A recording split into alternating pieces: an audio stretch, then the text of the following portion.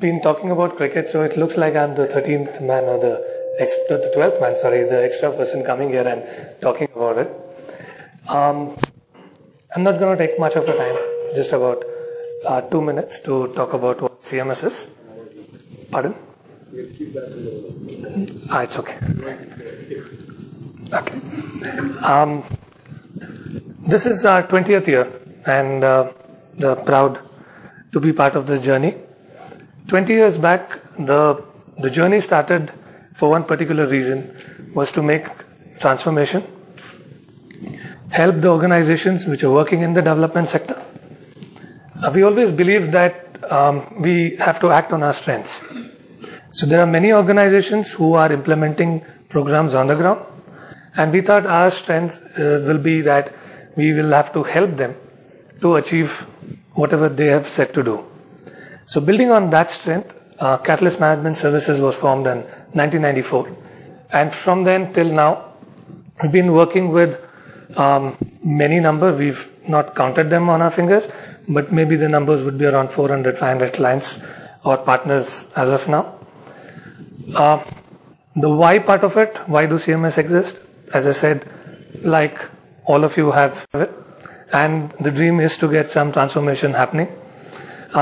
Looking at social development challenges, and to address those social development challenges, we always believe that there is no one set principle or there is no one set approach. There has to be a multitude of approaches, methods, programs, innovations, and everything. And it's only when we put all of these things together, then the transformation can happen. And that is something which we truly believe in. The passion of working with the marginalized and vulnerable community has kept us going so far, and we believe that we are here only because of them. So that's the why part of it. What do we do? Three main things. We provide insights and evidences. That's something which we do it through our work on research, on evaluations, looking at setting up monitoring systems, performance enhancement programs. These are some things which we do to look at evidence insights. We do help organizations get to results.